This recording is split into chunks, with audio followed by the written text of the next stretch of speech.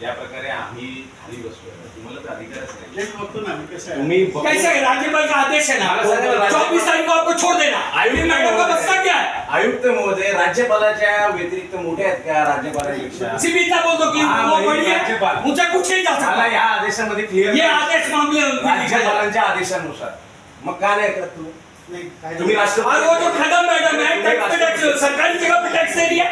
File वगैरे pending आहे। अहो कसल्या नहीं, पैसे आपको देखना ही नहीं, सब फाइल पैसे के लिए पास की जा रही है। तर आम्ही नाही पकडलं, पण मयुरी कदम मॅडम पैसे घेतात धनालयाने तिकडे पैसे घेऊन टॅक्स पावत्यांवरती सह्या करत बसल्यात। बोगस टॅक्स पावती द्यायसाठी 3 दिवस थांबले का किंवा अजून थांबणार आहेत का? शासनाचा एवढा भोंगळ कारभार होतोय का?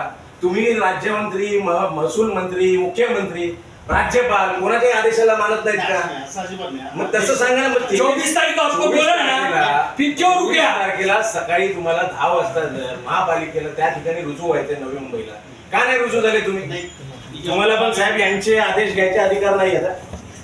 अभी आपने इनका सुना तो आप भी तकलीफ में आ जाएंगे। कारण की यांना ये कांग्रेस आदमी कैसे बैठा है यहाँ पे? कैसे बैठा है? हा आदेश आहे यांच्यावरती गुन्हा दाखल करायसाठी पोलीस बोलवा। भाई नहीं, पुलिस बुलाओ यहाँ पे। ऐका ना, तुम्ही पोलीस बोलवा आणि यांच्यावर गुन्हा दाखल करण्याकरिता बोलवा। आमची मागणी आहे शासनाच्या राज्यपालांच्या आदेशाव्यतिरिक्त भाई नहीं बैठेंगे कुर्सी पे।